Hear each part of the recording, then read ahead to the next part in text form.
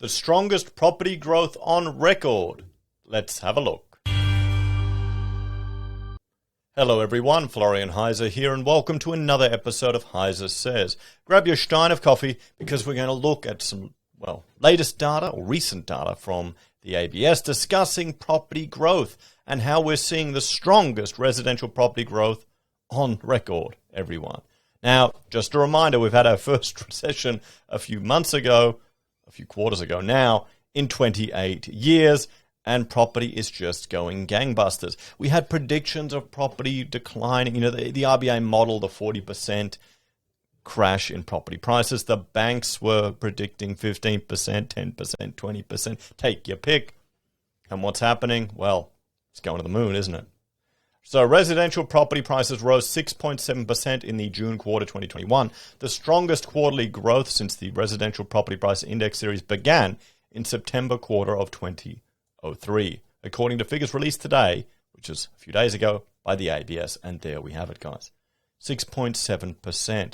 So highest it's ever been. Look at that, even after 2008.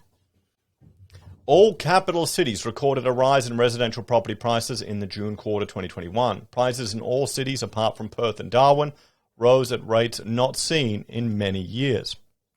Canberra, plus 8.2%, had the largest quarterly rise since the commencement of the series in the September quarter of 2003. Sydney, 8.1%.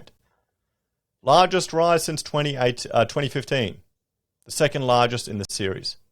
Hobart, 6.3%, the largest quarterly rise since December of 2003. Melbourne, 6.1%, the largest rise since December of 2009. Brisbane, 5.7%. Oh, poor Brisbane, we're not doing as well, guys. Come on, Brisbaneite. Get that property up higher. In June quarter of 2007.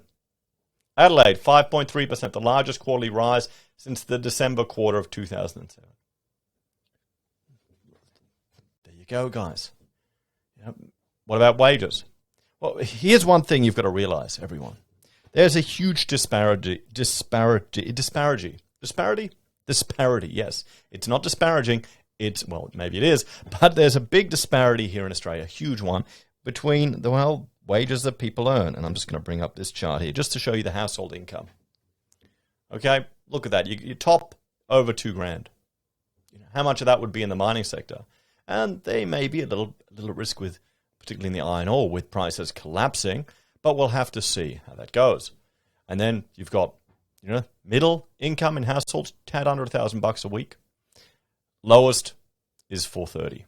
So you can see even middle to high, that's a huge jump there, everyone. And that's going to make a big difference in your ability to afford property or to maintain loans in property.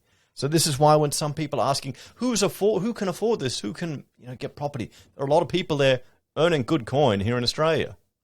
We're not an equal society anymore. It's a multi-tiered society, guys, and it's just manifesting in property.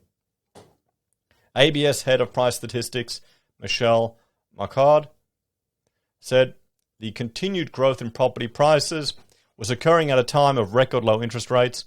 Persistently low levels of stock on the market were being met with strong demand and properties transacting at an increasingly rapid rate.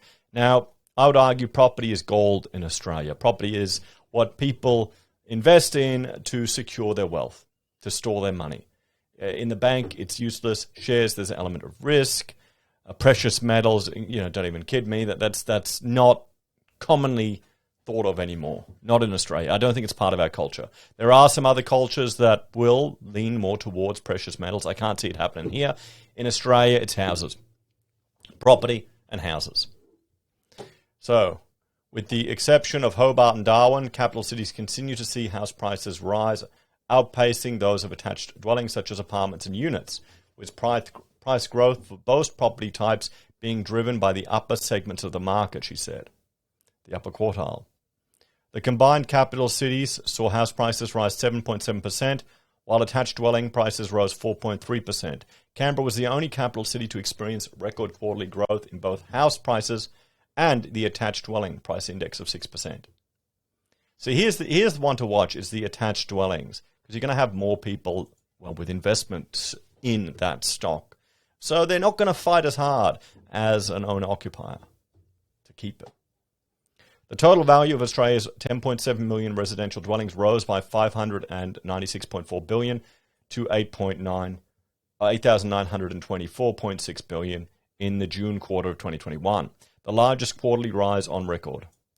The mean price of residential dwellings in Australia rose by 56,000 to 835,000. Now, when we talk mean, it's smack bang in the middle, half either side, 50% below, 50% above. The mean price of residential dwellings in New South Wales was 1,093,000, remaining the highest in the country, with the ACT at 891,700, the second highest, marginally ahead of Victoria at 891,500. And remember, this includes all of the regions. This includes the shitty parts of the state where no one wants to live as well. The most recent COVID-19 related shutdown in Sydney began on the 26th of June 2021 and therefore did not have a noticeable impact on residential property price statistics in the June quarter. Similarly, restrictions imposed in other cities during the quarter had no discernible effect on property price growth. Further details can be found here, and we'll look through that. Let's have a look at these further details.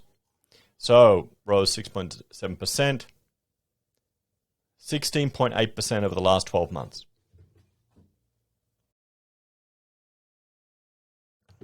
How can you, this is the challenge, everyone, of people trying to break in a property. What people are going to have to do, particularly in Sydney, is earn the big money, buy somewhere else. The total value of residential property rose 596 billion, and let's have a look here. So let's look at the 12-month change from June to June. Sydney, 19.3%, everyone. 19.3%. Sure, Sydney dipped down a little bit last year with all of the fear and our first recession and the lockdowns. And this is houses, guys. Melbourne, 15%. Brisbane, 14.6%. Adelaide, 14.2%. Perth, 15%. Perth, 17.7%. Darwin, 12.8%. And Canberra, 19.1%. Nearly 20%. In a year, everyone. In a year. What are we getting on the money in the bank? What are you getting on your shares? 20%. Sure, there's some companies that are getting that growth, but others aren't. So here's the weighted average of the capital cities. There you go. Overall, there's residential property prices quarterly change. The index rose. What are we looking at here? Yeah, nothing really new. Nothing more. Let's find something exciting. So there we have it, guys. There's the total dwelling. Are we in a bubble here in housing in Australia? What do you think? And here's the mean dwelling price states and territories. Queensland, 631,000. South Australia, 547. NT, 466. That's it, everyone. Look at how high some of these are. Look at how high this is. Affordability is going to be an issue, guys. The best way to do it, to address it, you got to earn more money and cut your costs. It's going to be tough for a lot of people. So what's the takeaway to this one, everyone? Well, let's have a little talk. So we're seeing property continue to go up. Will it correct? Will property fall over? Will it collapse? Now, people are arguing that it will, that it's in a bubble.